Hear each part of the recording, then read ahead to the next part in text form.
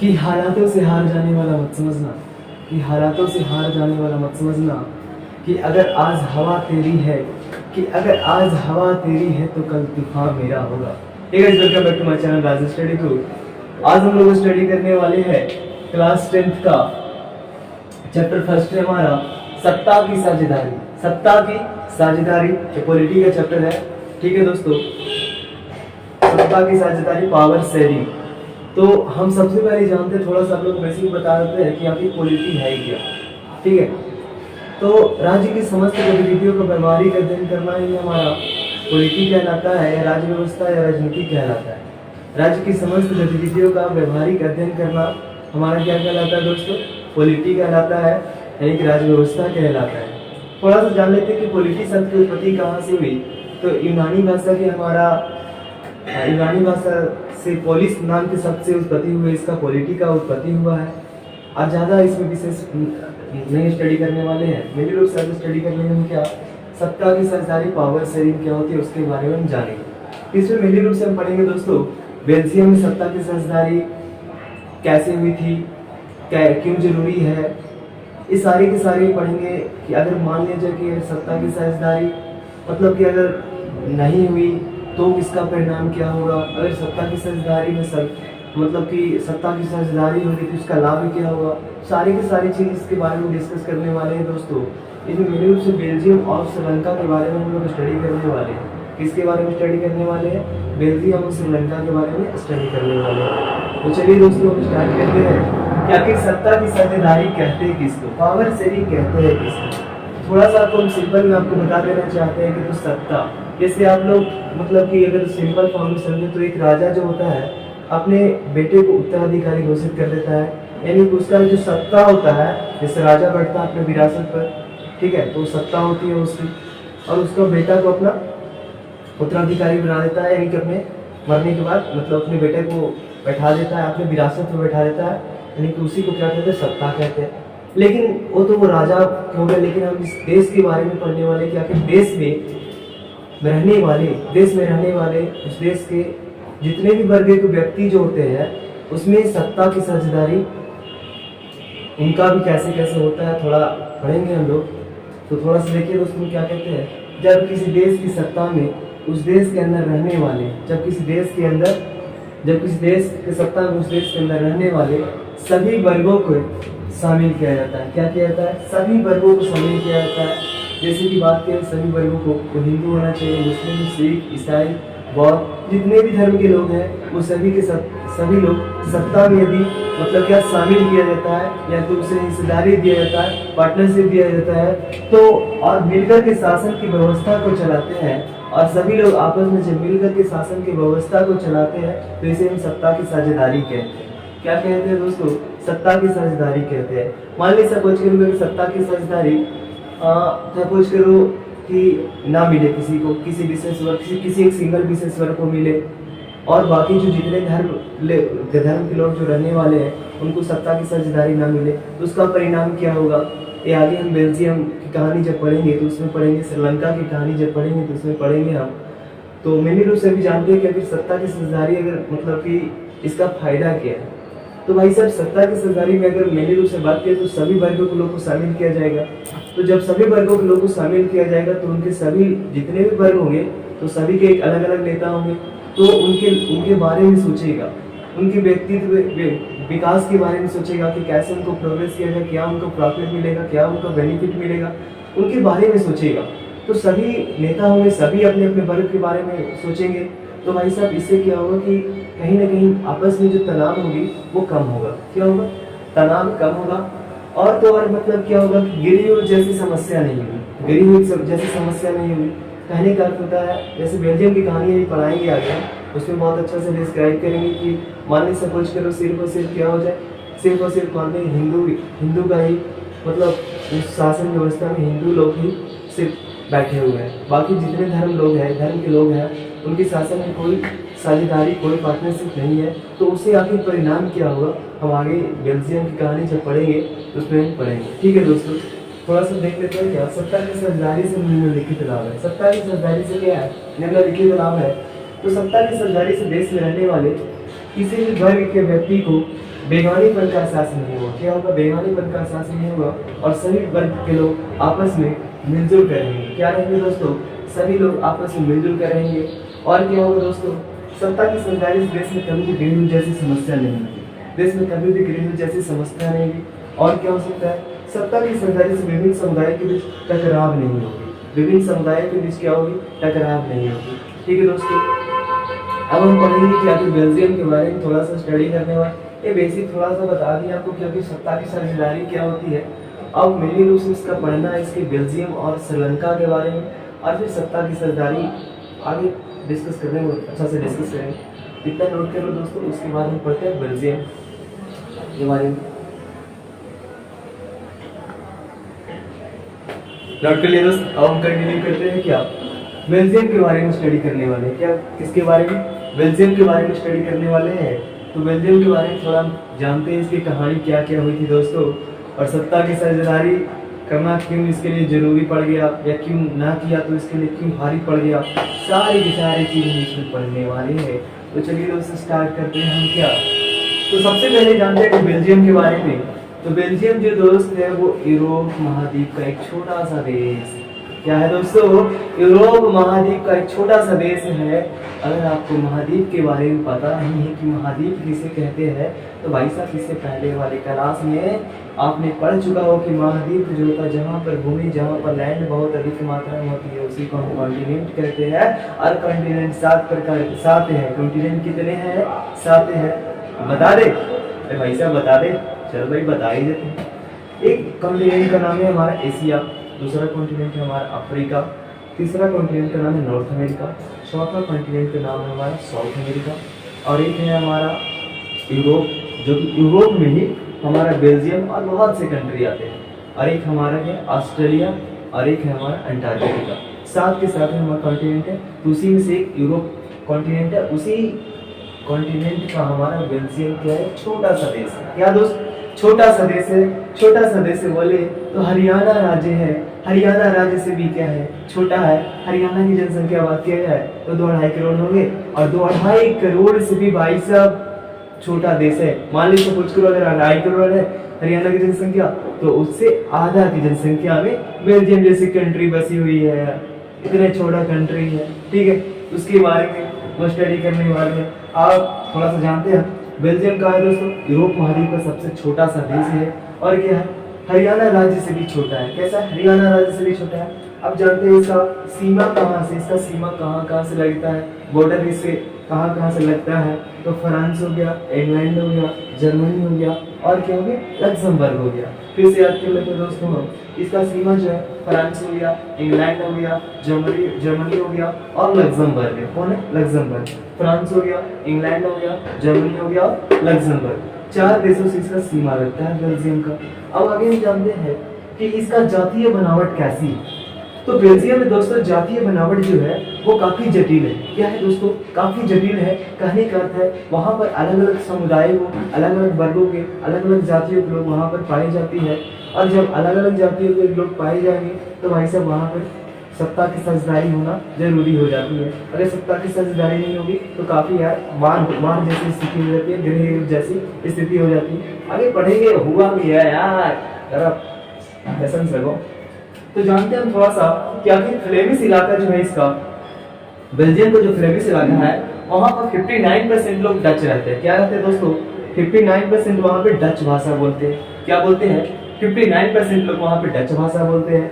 और एक हमारा फ्लेमिश है और दूसरा हमारा बोलिनिया इलाका है। बोलिनिया इलाका। तो बोलिनिया इलाका में हमारा दोस्तों 40% लोग फ्रेंच बोलते हैं। क्या बोलते हैं? 40% लोग हमारा फ्रेंच बोलते हैं। और जो शेष 1% रह गया, 1% लोग हो गया, वो जर्मन भाषा बोलते हैं। क्या बोलते हैं दोस्तों? जर्मन भाषा बोलते हैं। तो मेनली रूप से मतलब बोल सकते हो क्या, बेल्जियम में 3 लोग ज्यादातर वहाँ पर प्रेजेंट होती है। एक हो गया हमारा फ्लेमिश इलाका में डच भाषा बोलने वाले 59%, एक 40% वाले हमारे क्या हो गए दोस्तों? फ्रेंच हो गए, और 1% वाले एक जर्मनी, तो जर्मन भाषा बोलने वाले, जो कि बहुत कम है। और थोड़ा सा जानते हैं दोस्तों इसकी राजधानी कहाँ है? बेल्जियम की राजधानी कहाँ है दोस्तों? तो बेल्जियम की राजधानी जो है ब्रुसेल्स। कहाँ है दोस्तों? ब्रुसेल्स। थोड़ा सा आपको एक बेसिक बात बता देते हैं कि बेल्जियम की राजधानी क्या है, ब्रुसेल्स, और बेल्जियम की मुद्रा क्या है। तो बेल्जियम की मुद्रा जो है वो यूरो है। क्या है दोस्तों, यूरो। क्या है, यूरो। तो देख जानते हैं थोड़ा सा, ये राजधानी जो इसका ब्रुसेल्स है, तो ब्रुसेल्स में क्या होता है, 80% लोग फ्रेंच भाषा बोलने वाले रहते हैं। यानी कि डेवलप एरिया में क्या होते हैं, 80% लोग क्या होते हैं, फ्रेंच भाषा बोलने वाले लोग रहते हैं, और 20% लोग जो होते हैं वो डच भाषा बोलने वाले लोग पाए जाते हैं। क्या होते हैं, 80% लोग फ्रेंच भाषा बोलने वाले और 20% लोग डच भाषा बोलते हैं। ठीक है दोस्तों, और अल्पसंख्यक फ्रेंच भाषा बोलने वाले लोग ज्यादा ताकतवर और समृद्ध थे। 2 मिनट वेट करिएगा दोस्तों, थोड़ा सा स्टार्ट करते हैं दोस्तों। थोड़ा सा ध्यान से देखो, इसके बारे में पढ़ा दिए। तो अभी हम पढ़ेंगे क्या, अल्पसंख्यक फ्रेंच भाषा बोलने वाले लोग ज्यादा ताकतवर और समृद्ध थे। क्या थे दोस्तों, अल्पसंख्यक भाषा बोलने वाले लोग ज्यादा ताकतवर और कैसे थे, ताकतवर और समृद्ध थे। अल्पसंख्यक क्या होता है यार, अल्पसंख्यक उसे कहते हैं जिसकी जनसंख्या कम होती है, उसे हम अल्पसंख्यक बोलते हैं। किसे बोलते हैं, जिसकी जनसंख्या कम होती है उसी को हम अल्पसंख्यक कहते हैं। बहुसंख्यक किसे कहते हैं, जिसकी जनसंख्या ज्यादा होती है उसी को हम बहुसंख्यक बोलते हैं। यार बहुत सिंपल है, ठीक है। तो हम जानते हैं कि जो अल्पसंख्यक जो फ्रेंच भाषा बोलने वाले लोग थे वो काफी ज्यादा ताकतवर और काफी समृद्ध थे भाई साहब। वो राजधानी में 80% लोग रहते थे, काफी वेल डेवलप कंट्री में, वेल डेवलप एरिया में वो ज्यादातर लोग 80% लोग फ्रेंच रहते थे, बाकी 20% लोग डच रहते थे। ठीक है, तो दोस्तों कहते हैं ना कि जनसंख्या ज्यादा हो या कम हो, ज्यादा हो तो उतना मायने ना रखता है, लेकिन जनसंख्या कम ही हो और वो ताकतवर हो और समृद्ध हो, शक्तिशाली और बुद्धिमान हो, तो भैया उस पर राज कर सकता है। क्या कर सकता है, राज्य कर सकता है। समझ में आया, ऐसे भी पढ़े लिखों पर अनपढ़ों का राज है। हमारे यहाँ तो उल्टा चलता है भाई, आगे पढ़े लिख रहे हैं हम पे राज कौन करता है, नेता लोग।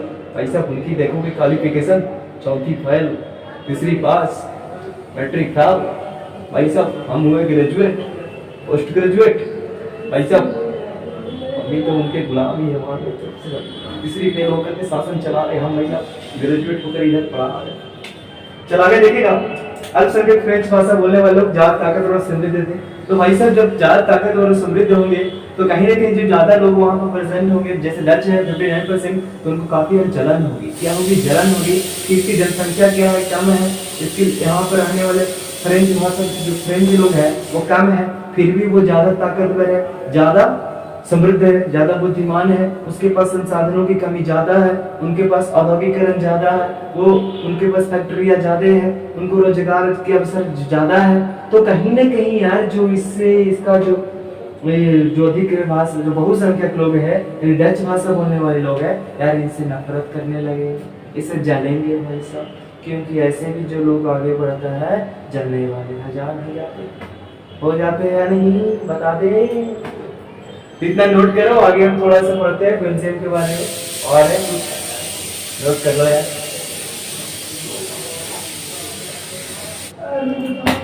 नोट कर ले दोस्त। अब थोड़ा हम देखेंगे क्या बताया अभी कि जो भाई साहब डच भाषा बोलने वाले लोग जो थे वो बहुसंख्यक थे, और फ्रेंच भाषा बोलने वाले लोग अल्पसंख्यक थे, लेकिन फिर भी अल्पसंख्यक के पास संसाधन ज्यादा थी, वो अधिक शक्तिशाली, अधिक ताकतवर और काफी अधिकता समृद्ध थे। तो जो थोड़ा सा हम बताते हैं दोस्तों, डच भाषा के लोग इस बात से नाराज थे कि हम लोग बहुसंख्यक ज्यादा मात्रा में 59% हम लोग की जनसंख्या, और फ्रेंच अल्पसंख्यक कम है, फिर भी उन लोगों के पास संसाधन अधिक है, वो अधिक समृद्ध है, अधिक शक्तिशाली है। ठीक है दोस्तों, और हम लोग के पास कम है। तो भाई साहब वो नाराज थे, क्या थे, नाराज थे। ऐसे भी देखोगे पड़ोसियों के बीच में ना, तो जब एक पड़ोसी काफी अमीर होते हैं और एक पड़ोसी थोड़े जिनके संसाधन कम होते हैं, वो दूसरे पड़ोसी से जलन रखने लगते हैं, मारपीट की स्थिति पैदा करने लगते हैं। भाई साहब मैं तुझे अमीर नहीं होने दूंगा, ऐसी स्थिति कभी कभी बन जाती है। कैसे वो आगे बढ़ रहा है, ऐसी भी स्थिति बन जाती है। तो 1950 से लेकर 1960 तक, 1950 से लेकर 1960 तक बेल्जियम में दोनों समूहों के बीच अनबन होने लगी। क्या होने लगी दोस्तों? अनबन, तनाव बढ़ने लगा। क्या बढ़ने लगा? तनाव बढ़ने लगा। जैसे दो पड़ोसियों के बीच में एक पड़ोसी जब आगे बढ़ जाता है तो दूसरे पड़ोसी को जलन होता है और आपस में कब धीरे धीरे धीरे वो क्या हो जाता है, तनाव बढ़ने लगता है। भैया वो दिखाता है मेरे पास बाइक है, वो तो मेरे पास साइकिल है, वो दिखाता है ज्यादा, वो दिखाता है वैसे दूसरे वाले को जलन हो जाती है और कभी कभी तो डंडा ही मिल जाती है। ठीक है, तो दोनों समूहों के बीच में क्या हो गया? तनाव हो गया। 1950 से लेकर 1960 तक, 1950 से लेकर 1960 तक दोनों समूहों के बीच, दोनों गुटों के बीच तनाव पैदा हो गया। भाई साहब जब तनातनी होगा, तनाव होगा, तब क्या होगी? मारपीट, दंगों की स्थिति पैदा होगी। तो राजधानी जो था इसका बेल्जियम की राजधानी ब्रुसेल्स में, वहां पर इस दंगों की स्थिति मतलब ज्यादा देखा गया। समझ में आए दोस्तों? तो इतना नोट करो। अब हम श्रीलंका के बारे में स्टडी करने वाले हैं दोस्तों। नोट कर लिया दोस्तों? अब हम स्टडी करने वाले हैं श्रीलंका के बारे में। किसके बारे में? बोलो बाबू, श्रीलंका के बारे में। तो भाई साहब श्रीलंका के बारे में आज हम स्टडी करने वाले। अरे श्रीलंका भारत का मैप देखोगे तो हम छोटा सा ऐसे लटका हुआ है बेचारा। भाई साहब अच्छा सुनो यार, ऐसे छोटा सा लटका हुआ है। ठीक है भाई साहब, काटो श्रीलंका बह जाए, काटना तो ठीक है। छोटा सा एकदम श्रीलंका बसा हुआ है। थोड़ा सा श्रीलंका के बारे में हम बेसिक जानते हैं। तो श्रीलंका जो है दक्षिण एशिया में, साउथ एशिया में एक छोटा सा देश है और इसकी जो राजधानी है वो जयवर्धनपुरम कोट्टे। क्या है? जयवर्धनपुरम कोट्टे। और इसके अगर मुद्रा की बात किया जाए तो वो रुपया है। क्या है दोस्तों? रुपया है। अब हम जानते हैं इसके बारे में, तो दक्षिण एशिया में स्थित है। और इसकी आबादी की बात की, श्रीलंका की आबादी की बात किया जाए तो लगभग 2 करोड़ है। कितने हैं दोस्तों? लगभग 2 करोड़ है। और यहाँ पर दोस्तों श्रीलंका में मेनली रूप से यहाँ पर भी जातीय बनावट, जाति अलग अलग प्रकार की जाति यहाँ भी पाई जाती है। ठीक है, जैसे यहाँ पर मेनली रूप से 2 लोग का दबदबा कुछ ज्यादा होता है। एक होता है सिंहली और एक होता है हमारा तमिल। क्या होता है? सिंहली और तमिल। जो सिंहली होते हैं वो वहाँ के मूल निवासी होते हैं और जो तमिल होते हैं वो भारत से जाते हैं। हाँ, लेकिन कुछ तमिल जो होते हैं, एकदम कुछ में बोल रहे हैं, कुछ बोल रहे हैं तो भाई सब कुछ। ठीक है, तो कुछ तमिल जो होते हैं वो श्रीलंका के मूल निवासी होते हैं, लेकिन ज्यादातर बात किया जाए तो भारत के मूल होते हैं। ठीक है, जो सिंहली होते हैं उसका परसेंटेज काफी ज्यादा होती है। वो ज्यादा लोग वहाँ पर प्रेजेंट पाए जाते हैं, ज्यादा लोग वहाँ पर मतलब होते हैं। उनका परसेंटेज 74%। कितने हैं? 74% है। ठीक है, 74। और जो सिंहली लोग है उसका कितना? 18% है। बाकी जो 7 बच गया वो ईसाई लोग हैं। ठीक है, तो मेनली रूप से हमारा सिंहली, तमिल और ईसाई लोग वहां पर पाए जाते हैं श्रीलंका में। तो भाई साहब 74% सिंहली है और 18% ही तमिल है और 7% ही हमारा ईसाई है। तो जिसका परसेंटेज ज्यादा उसका दबदबा ज्यादा। बस ऐसी ही कहानी कुछ इसमें है। थोड़ा सा हम जानते हैं आप क्या है। तो भी हमने बताया कि श्रीलंका जो है दक्षिण एशिया में स्थित एक देश है। ठीक है दोस्तों, इसकी आबादी की बात किया जाए तो लगभग 2 करोड़ है। कितनी आबादी है दोस्तों? 2 करोड़। बोलो समझ में आया? यहाँ भी क्या है? जातीय समूह है। जातीय समूह मौजूद है। जातीय समूह बताए थे कि अलग अलग जाति पाई जाती है, अभी बताया पहले ही। तो यहाँ पर मेनली रूप से क्या पाया जाता है? सिंहली और तमिल। क्या है दोस्त? सिंहली और तमिल। आगे दोस्तों सिंहली जो है वो वहां के मूल निवासी, मतलब वहीं पैदा हुआ है। क्या हुआ है? वहीं मतलब जन्म लिया है। ठीक है, और तमिल जो है वो भारत से आए हैं। कहाँ आए हैं? श्रीलंका में आए हैं। ठीक है दोस्तों, सिंहली जो है 74% और जो हमारा तमिल जो है 18% है। 18% है। तो हिंदी भाई साहब ज़्यादा है, तमिल भाई साहब क्या है कम है। तो आगे इसका परिणाम आप भी कुछ कुछ जानने लगिए, जिसका भाई साहब देखते नहीं हो। मान लीजिए 10 आदमी और एक जगह 10 आदमी लड़ने के लिए आया और एक 2 ही आदमी लड़ने को आया, तो भाई साहब कहेंगे कि 10 आदमी का दबदबा कुछ ज़्यादा ही होगा, 2 आदमी का कम है। बस उसी तरह कुछ यहाँ भी है। अरे तुम लोग कुछ समझदार हो यार। तो जानते हैं हम लोग, तो कुछ तमिल वो श्रीलंका के मूल निवासी है, लेकिन ज्यादातर जो है भारत के मूल है। बताया तमिल मुख्य रूप से उत्तर और पूर्वी प्रांत में बसे। किधर है? उत्तर और पूर्वी प्रांत में बसे थे। कौन बसे थे? तमिल बसे थे। कौन बसे थे दोस्तों? तमिल बसे थे। सिंहली जो है वो बौद्ध धर्म को मानते थे। सिंहली कौन सा धर्म को मानते थे? बौद्ध धर्म को मानते थे। ठीक है, बौद्ध धर्म के संस्थापक कौन है दोस्तों? बता दो, बता दो, डिस्क्रिप्शन कमेंट में बता दें। ठीक है, बौद्ध धर्म को मानने वाले कौन थे? सिंहली धर्म के लोग बौद्ध धर्म को मानने वाले थे।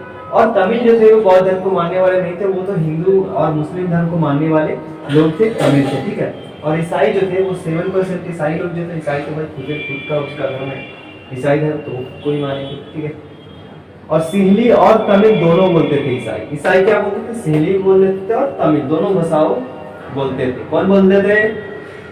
ईसाई। इतने सारे स्टडी किया अभी हम लोग श्रीलंका के बारे में, और भी इसके बारे में स्टडी अभी करेंगे। तब तक के लिए इतना नोट करिए भाई साहब।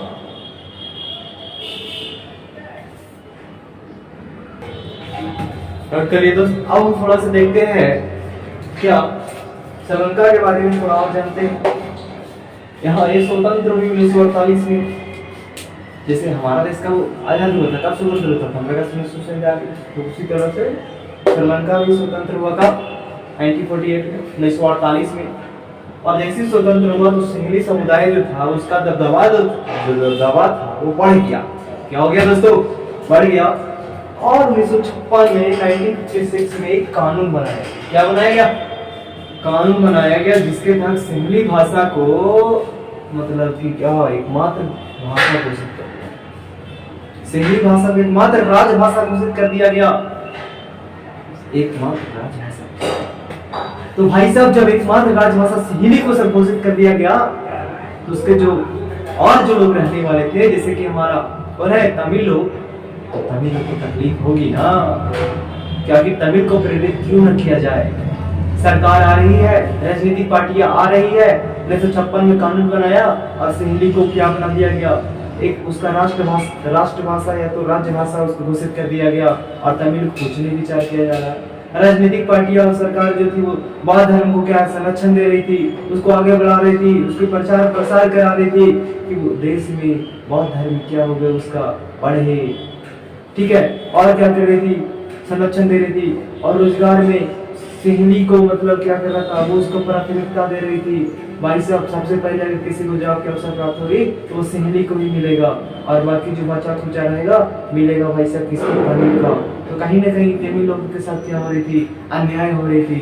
तमिल लोगों के साथ अन्याय को देखते हुए तमिल लोग एकजुट हुए और एकजुट होकर के अपने राजनीतिक पार्टियां बनाई कि भाई साहब जो हम लोग के खिलाफ क्या हो रही है, मतलब हम लोग के खिलाफ सरकार कार्य कर रही है, राजनीतिक पार्टियां कार्य कर रही है, इसको आंदोलन करना स्टार्ट हुआ। तो पहले एक राजनीतिक पार्टियां बनाई उन्होंने, और उन्होंने मांग किया कि तमिल को भी राजभाषा घोषित किया जाए।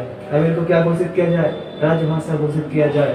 और उन्होंने कहा कि रोजगार में समान अवसर की प्राप्ति हो, मतलब कि अगर कोई मतलब जॉब निकाले तो तमिल को भी उतना हक दिया जाए जितना कि सिंहली को दिया जाए। ये उन्होंने मांग रखी। और ये सब चीज को लेकर के एक तमिल के लोग एक उग्र संगठन बनाए थे। उन लोग उग्र संगठन बनाए जिसका नाम था लिट्टे। क्या नाम था? लिट्टे। और लिट्टे काफी उग्र संगठन। अब समझ ही रहो उग्र मतलब कोई चीज नहीं छोटा।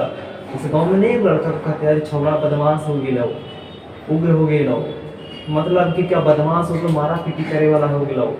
ठीक है, तो मतलब कहीं ना कहीं एक उग्र संगठन, कहीं दंगा करने वाले एक पार्टी बनाई गई, और उस पार्टी बनाई गई जब, तो जगहों जगहों पर क्या होने लगे, दंगा होने लगे।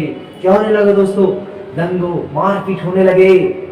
ऐसी स्थिति में देश में गृह जैसी संभावना होगी, मतलब देश में गृह होगी। किसके कारण, जब समान अवसर नहीं प्राप्त होगी, तो भाई सब कहीं ना कहीं सामने वाला विपक्षी पार्टी भी आपके खिलाफ आंदोलन करेगा, या तो वो धर्म परिवर्तन कर लेगा, या तो देश छोड़ देगा। यही तो होता है ना। तो समझ में आया ना बच्चों, ध्यान से देखो, इधर फिर से बता देते हैं। स्वतंत्रता मिली कब से, 1948 में। यहाँ सिंधी समुदाय का दबदबा क्या हो गया, जिससे बढ़ गया। और क्या हुआ, 60 में बताते जल्दी। 1956 में 1956 में कानून बनाया गया, जिसके तहत हिंदी भाषा को एकमात्र भाषा घोषित कर दिया गया, एकमात्र राजभाषा घोषित कर दिया गया। ठीक है दोस्तों। उसके बाद सरकारी नौकरियों में शहरी लोगों को प्राथमिकता की नीति बनाई। सरकारी नौकरियों में शहरी लोगों को प्राथमिकता की नौकरियां दी गई, मतलब जिसके तहत भाई साहब पहले शहरी को नौकरी मिलेगी, रोजगार मिलेगी, बाकी जो बच्चा कुचा रहेगा भाई साहब ले लेना तुम। ठीक है। सरकार ने बौद्ध धर्म को संरक्षण देना शुरू किया। बौद्ध धर्म को क्या शुरू किया, संरक्षण देना शुरू किया भाई साहब। उसको संरक्षण देना शुरू किया, उसको प्रचार प्रसार करवाया, उसको रोजगार के अवसर उसको ज्यादा देने लगेगा। तो कहीं ये सब देखते हुए तमिल लोग भी कुछ चाहेंगे कि भाई साहब हम भी बौद्ध धर्म में आ जाते, धर्म को परिवर्तन कर लेंगे, तो हमें भी जॉब के अवसर, रोजगार के अवसर प्राप्त होंगे, हमें भी संरक्षण मिलेगी। तो ऐसे क्या अपने साम्राज्य को बड़ा करना चाहता, कौन, बौद्ध धर्म वाले लोग। वैसे वैसा बहुत लंबी कहानी है।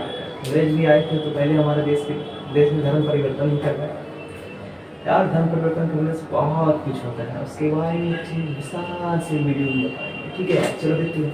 और क्या बताया, सरकार ने बौद्ध धर्म को संरक्षण देना शुरू किया। और इन सरकारी फैसलों में तमिल जनता क्या हो गई, नाराज हो गई। भाई साहब इस सबको नहीं मानते, क्योंकि सरकार और राजनीतिक पार्टियां तमिल के खिलाफ काम कर रही है। तमिल लोगों ने अपनी राजनीतिक पार्टियां बनाई। तमिल लोगों ने क्या किया, अपनी राजनीतिक पार्टियां बनाई और तमिल को राजभाषा बनाया जाए, ऐसा उन्होंने क्या किया, मांग किया। ठीक है दोस्तों। शिक्षा और रोजगार में समान अवसर सभी को दिए जाए, ऐसा उन्होंने मांग किया। समझ में आया दोस्तों, इतना नोट कर लो।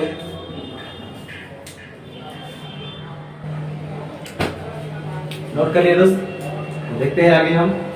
तो अभी मैंने बताया कि क्या हुआ कि श्रीलंका में एक मतलब जो तमिल जो था वो क्या किया, अपना एक उग्र संगठन बनाया। क्या बताया, उग्र संगठन बनाया। उग्र मतलब समझ ही रहे आप, आतंकवादियों जैसी वाले संगठन। ठीक है, उग्र संगठन जिसका नाम रखा उसने लिबरेशन टाइगर्स तमिल, शॉर्ट में लिखते बोलते हैं liberation tigers Tamil, liberation tigers Tamil, liberation tigers Tamil.